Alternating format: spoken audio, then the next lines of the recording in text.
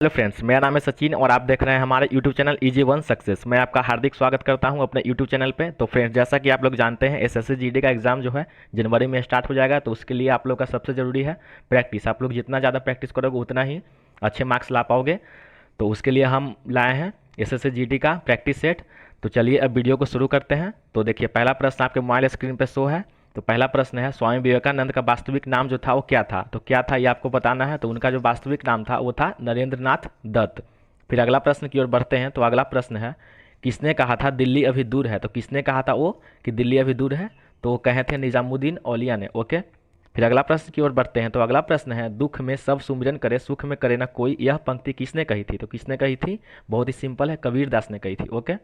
फिर अगला प्रश्न की ओर बढ़ते हैं। तो अगला प्रश्न है, क्रम ने ए बाधी कारस्ते माँ फलेसु कदाचना किस धर्म ग्रंथ की उक्ति है? तो किस धर्म ग्रंथ की उक्ति है? तो यह है श्रीमद् भागवत गीता की है। ओके।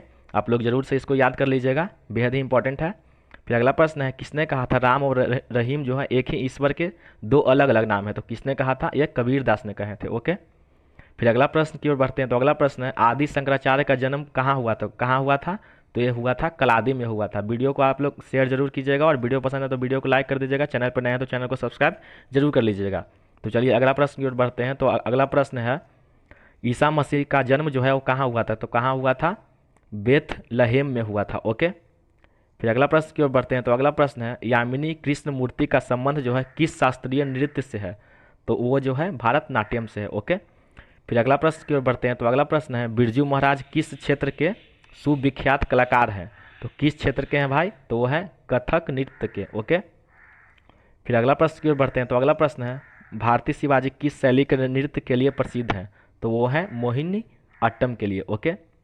फिर अगला प्रश्न की ओर बढ़ते हैं। तो अगला प्रश्न है, अल्पना भारत के किस क्षेत्र की प्रमुख लोक कला शैली है? तो किस क्षेत्र की है वो? पश्चिम बंगाल की है। ओके। फिर अगला प्रश्न है, गुरु नानक देव का जन्म कहाँ हुआ था? सॉरी, कब हुआ था? तो कब हुआ था? 1469 में हुआ था। ओके। फिर अगला प्रश्न की ओर बढ़ते हैं। अगला प्रश्न है, त्यागराज कौन थे? तो त्यागराज जो थे वो संगीतज्ञ थे। ओके, मतलब संगीत करते थे। ओके। फिर अगला प्रश्न है, बंगाल में भक्ति आंदोलन के प्रवर्तक थे। तो कौन थे प्रवर्तक भाई? तो चैतन्य थे। ओके।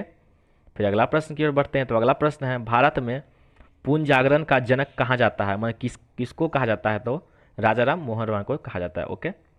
फिर अगला प्रश्न है, संत कबीर का जन्म कहाँ हुआ था? तो कहाँ हुआ था? वाराणसी में हुआ था। ओके।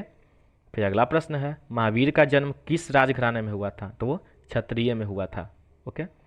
फिर अगला प्रश्न है, बुद्ध किस वंश के संबंधित हैं? तो शाक्य वंश के हैं। ओके। फिर अगला प्रश्न है, ज्ञान प्राप्ति से पूर्व महावीर का नाम क्या था? तो क्या था? वर्धमान था। ओके। वर्धमान इसका हो जाएगा सही आंसर।